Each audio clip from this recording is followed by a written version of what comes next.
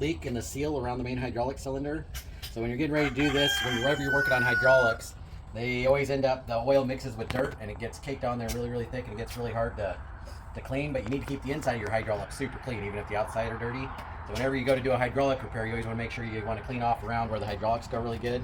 So pressure washers are great for that. You get it all cleaned up, and then once you take your hoses off, you always want to do something to cover your hoses, keep dirt out of them while you're away. So you'll always have, on a hydraulic piston, you'll always have 2 hoses, forward and reverse almost always, unless you're using gravity as your back feed, but you still have to have a drain line. So pretty standard having 2 pistons. So I've got the cylinder out of here, and the way these are taken out is they have these pins on each end. They go through the end of your cylinder, and then so you'll stick them in, and they'll have a mounting point with steel on both sides. So you line up the holes, slide your pin through. You'll have a turn washer, and then you always have a C-clip here, or snap ring. Some people call them a C-clip. And you got to have a special pair of pliers in order to get these off, because they have 2 holes. And when you get your pins through the 2 holes, you can open it up like so and have it come off the end, because there's a little groove on the end of your pin that ring sits down into. And so, especially on a piece of heavy equipment like this, lots of dirt gets built up around on stuff, and so you got to go through a lot of blue towels before you're done getting all your parts and pieces all cleaned up. Hands are going to get super dirty too. Probably not a terrible idea to wear gloves, but you'll end up going through a couple of pair of gloves trying to keep everything clean as well. And so where our problem is here on our outer seal between the piston and the chrome part of our shaft here. We had a really bad leak, and we were losing, out of our tank, we were losing probably about a quart every 15 minutes, maybe a gallon an hour on our runtime of dripping hydraulic oil. So we've got our inlets where our hoses were connected. I've got those all plugged up so they stay clean. But pretty much what we've got now is a hydraulic piston, and we're gonna have to take it apart in order to put our new seals inside. So this is a seal kit picked up from the Bobcat store. These OEM parts, they're not cheap. This is about $130 just for that ring seal kit there, just for this one piston on the blade of our excavator over there. So in order to get these off, a lot of times what you're gonna have to do is you're gonna have to have a way of holding this in place. Bench vices work great. And then you've got 2 holes here, and you're supposed to, you get a wrench that pokes down inside of them, and you got to twist this front cover off in order to open everything up. And so that's the next step, is going to be getting this secured so I can get a big wrench here. And I don't have the appropriate wrench, so I'm probably going to have to take 2 bolts and make one.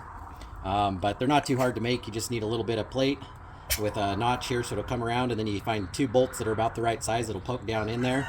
You weld them onto the end of your plate, and then you weld yourself a handle out, and you can make yourself a wrench instead of going and buying one. If you got little extra parts sitting around, you could do that and make your own.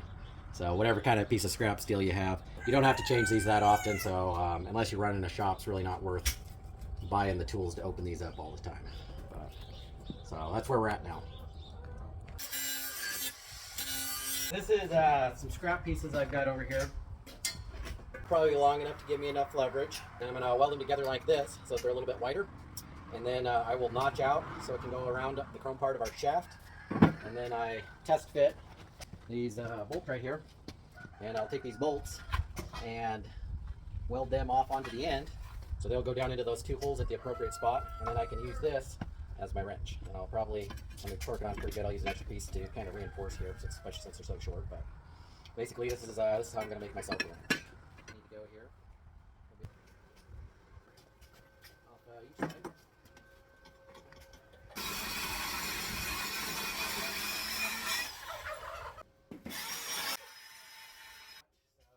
So I don't know if you can see here, but what we're trying to do is come around that shaft and go right there. So the next thing is going to be welding our pins on. So we'll do one, and then we'll have to test fit for the other one to adjust, make sure we're in the perfect spot. So,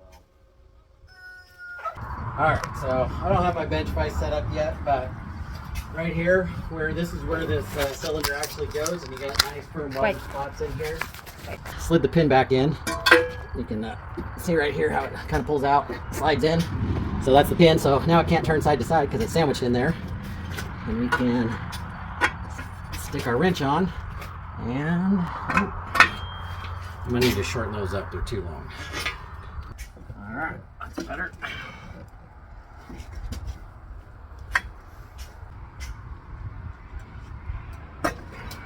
That my bolt.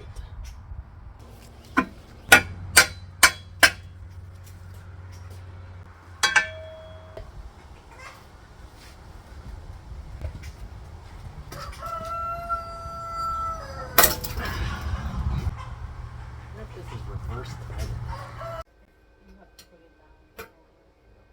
Okay, go ahead. That just pops it off. Don't let it come out.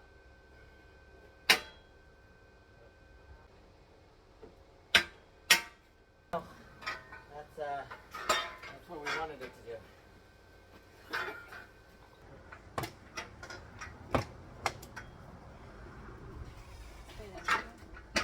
Just need a little bit.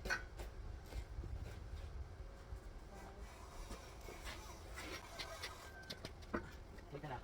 Hold it for me.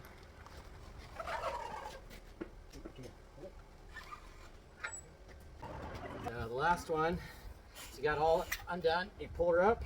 You got to have your covers undone so it can move. And then boom. We did it. There she is. After 3 hours. You're opening it. I am opening it.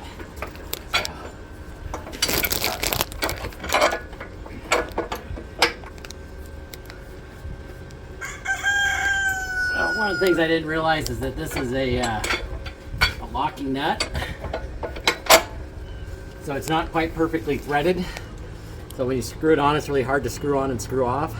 So it can't vibrate loose. So it's not going to come off easy until I'm probably about a 1/4 inch off the end of this piston. Finally got it. This is the old one. There we go. I got it. So now this can come off. All coming apart and wore out. And this is where we were leaking. It was getting past both of these seals. The first one and then the second one. So Oh, it just come comes out. out. And that one's all cracked. So that one's all wore out. Let's see.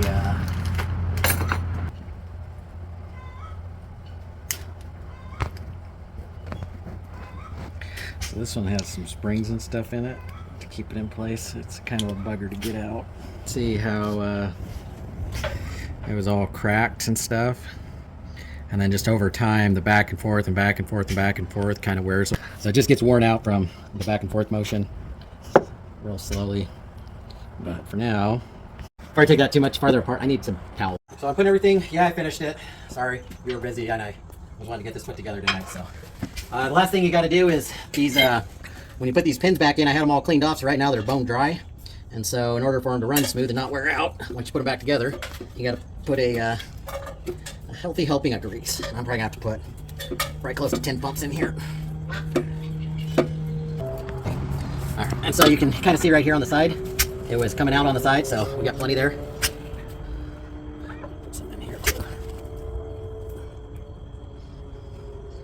All right, so the other pin is here.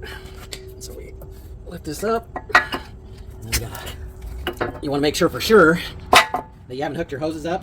Because right now our chamber's just full of air, so you can expand and contract this piston right now by hand. But once, oh, I forgot something. I forgot a washer, which is goes on like so. There we go.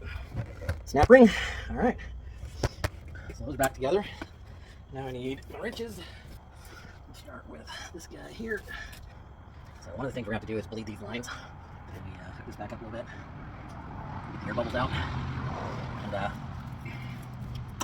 eventually they'll kind of bleed themselves. If I remembered right. Oh, that's not on straight. The one thing about hydraulic fittings is you never, ever, ever put Teflon tape in any of these type of hydraulic fittings. This is called a JIC fitting, and it's designed to have a metal-on-metal surface, and it's on an angle. So when you tighten it up, those metal surfaces come together, and when you tighten it enough, they seal up. But if you put any Teflon in there, they won't seal properly, and it'll always leak. So this is one of the few times that you don't put Teflon on a connection.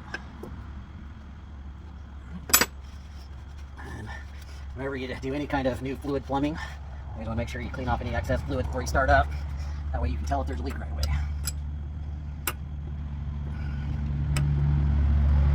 Alright, so this is, oops. So I'm not going to put that back on just yet. The protective cover plate that goes on there. I'm not going to put that on just yet because I want to be able to see everything here and inspect it. So go ahead and need to re-grease that. Grease the last one. Grease this one too. Good. I'm going to start up the machine. Oh.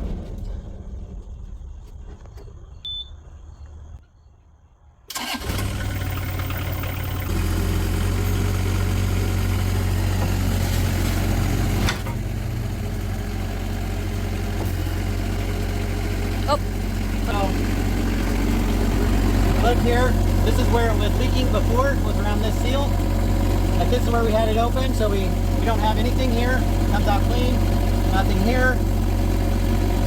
Nothing around these fittings. It's going up and down properly. We're good to go. Looks like now you're going to have to do this one. It's going up and down just fine, so I'm not going to worry about it. It eventually pushes the air out and has an open tank for the air to come out of the hydraulics anyway, so I think we're good to go. If these work properly, we can put the cover plate back on, which is right here.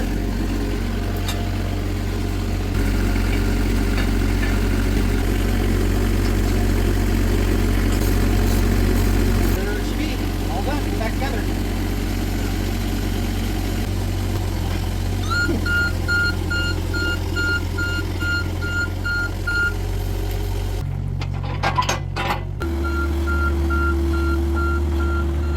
Yeah, you can see how these were real tore up, and it was leaking. These are the two that were real bad. They were all cracked like this inside already, and then this one was wore out. So these are the two that should have been sealing it up that were actually really damaged. This one wasn't in too bad a shape, but I had a new one, so I replaced it. Same with that one. This one was also starting to get pretty worn, so you can see how it's fraying and stuff. So I replaced that one as well, and then for some reason I had an extra one of these. I don't know why they sent an extra one, but they did, so whatever. And